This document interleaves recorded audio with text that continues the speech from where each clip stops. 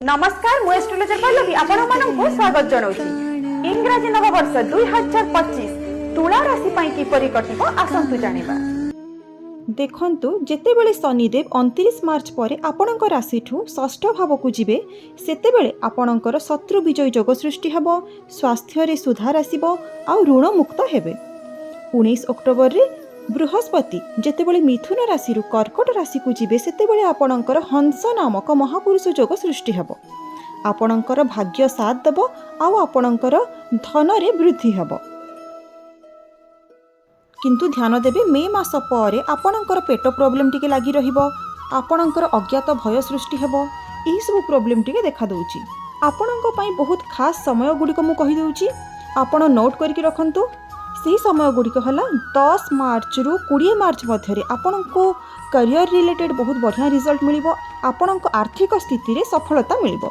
15 जुलाई रु 22 जुलाई मध्य आपणकर पारिवारिक सुख रे वृद्धि हेबो आउ आपणकर छोटो मोटो यात्रा रे वृद्धि हेबो। 5 अक्टोबर रु 12 अक्टोबर मध्य आपण बिजनेस पई किछि छोटो मोटो यात्रा कि फॉरेन ट्रैवल करि पारंती। जदि आपण फॉरेन ट्रैवल पई अटकी कि अछंती ताहाले एही मासरे जदि घरु बाहरुचंती ताहाले आपणको बहुत बढ़िया रिजल्ट दबो। 8 एप्रिल रु 15 एप्रिल मध्य आपणको निज स्वास्थ्य प्रति जत्नवान हबा पई पड़िबो। 18 अगस्त रु 24 अगस्त मध्य आपणकर अनावश्यक खर्चटा बढ़िबो। 12 नवेम्बर रु 20 नवेम्बर मध्य जीवन साथी सहित मतभेद हबार जोग अछि। सेतिपई एही समय रे निज बाणी उपरे संयमता रक्षा करंतु।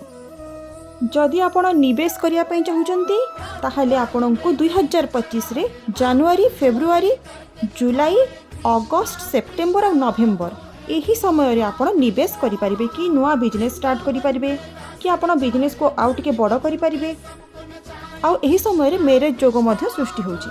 आउ एही मास गुडिक जो कहली एही समय आपण बड़ डिसीजन मध्य नै परिबे। आपणको एही समय रे जॉब रे प्रमोशन भी हेई पारे, जॉब रे ट्रांसफर भी हेई पारे। बहुत सुंदर एही सब मास गुडिक 2025 रे आपणको पई बहुत खास रहिबो।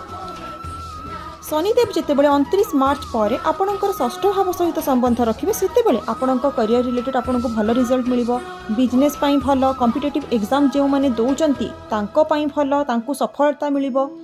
किंतु एही समय रे मातांकर स्वास्थ्य को नै कि आपण चिंतित रहिबे। आपणक मांक प्रति विशेष आपण सही समय रे जदि जत्नवान होउचंती ताहाले आपणक पई भलो रहिबो। आउ जदि देखिबा आपणकर 29 मार्च परे खराब कोन कोन अछि एही समय रे कोन हबो जेतेबेले चतुर्थ षष्ठ भाव सहित संबंध रखिबे सेतेबेले आपणकर संतान प्रति चिंता बढ़िबो। पेट प्रॉब्लम, पाद रिलेटेड प्रॉब्लम निश्चित भाव रे हबो। किंतु आपणक व्यापार रिलेटेड आपण भलो रिजल्ट पाइबे। आउ गोटे जिनिस एही समय रे प्रॉपर्टी को नै कि वाद विवाद सृष्टि हे पाए। आउ विद्यार्थी मानक पई मु कहिबी 29 मे परे राहु केतुर जो परिवर्तन हबो सेतेबेले एजुकेशन टा डाउन हबो। सेतेबेले विद्यार्थी मानक मेहनत टा बढ़िया पई पड़िबो। आउ जे माने लव रिलेशनशिप रे अछंती एही समय रे 29 मार्च परे तांकर ब्रेकअप हे पारे, आर्गुमेंट हे पारे, सेति पई सतर्क।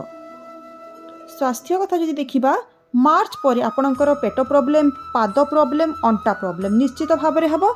सेति पई आगरु आपण सतर्क रहन। धन मैटर जदि आमे देखिबा ताहाले जून, जुलाई, अगस्त, सेप्टेम्बर, नवेम्बर एही समय रे आपणकर धनर आगमनर स्रोतटा बढ़िबो।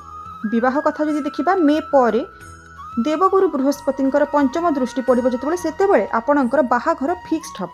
को जागा रे गोटे आपणकर बाहाघर फिक्स हेबार जोग देखौची।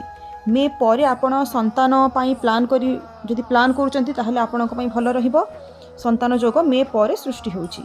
देखंतु तुला राशि रो व्यक्ति 2024 रे बहुत हैरान होइचंती जेमिति कि स्वामी स्त्री संबंध रे आर्गुमेंट एही सब जिंस लागि रहिथिला। तापरे स्वास्थ्य रिलेटेड प्रॉब्लम भी आपनको हेइथिला।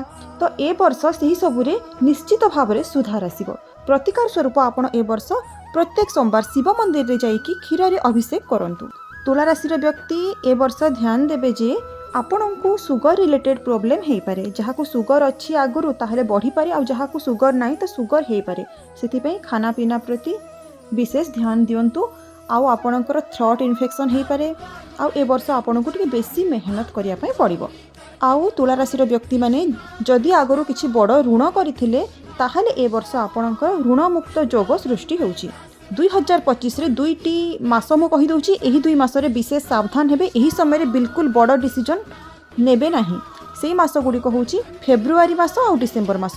ଫେବୃଆରୀ ଆଉ ଡିସେମ୍ବର ମାସରେ କୌଣସି ବି ବଡ଼ ଡିସିଜନ୍ ନେବା ମନା। March April May June September ଆଉ ଅକ୍ଟୋବର ମାସରେ ଆପଣଙ୍କର ଆର୍ଥିକ ସ୍ଥିତି ଭଲ ରହିବ। ଭୂମି ଜମି ନୂଆ କିଛି ପ୍ରପର୍ଟି ଆପଣ କରିପାରନ୍ତି, କିନ୍ତୁ ମାତାର ସ୍ୱାସ୍ଥ୍ୟରେ ପଇସା ଖର୍ଚ୍ଚ ହେବାର ଯୋଗ ଅଛି, ସେଥିପାଇଁ ଯତ୍ନବାନ ହୁଅନ୍ତୁ। ତୁଳା ରାଶିର ବ୍ୟକ୍ତିମାନେ ଯଦି ଏ ବର୍ଷ ଲକ୍ଷ୍ମୀ ନାରାୟଣଙ୍କର ପୂଜା ଆରାଧନା କରୁଛନ୍ତି ତାହେଲେ ତାଙ୍କ ପାଇଁ ଏ ବର୍ଷଟି ବହୁତ ସୁନ୍ଦର ରୂପେ କଟିବ। ଧନ୍ୟବାଦ। ଯଦି ଆପଣଙ୍କୁ ଆମ ଭିଡିଓ ଭଲ ଲାଗୁଛି ତାହେଲେ ଆପଣ ଚ୍ୟାନେଲକୁ ଯାଇକି ସବସ୍କ୍ରାଇବ କରନ୍ତୁ ଆଉ ଭିଡିଓକୁ ଲାଇକ୍ ଏବଂ ସେୟାର କରନ୍ତୁ।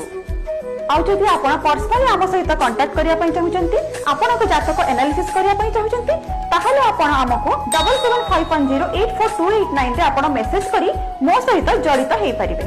ଭିଡିଓକୁ ଲାଷ୍ଟ ପର୍ଯ୍ୟନ୍ତ ଦେଖିଥିବାରୁ ଆପଣଙ୍କୁ ବହୁତ ବହୁତ ଧନ୍ୟବାଦ।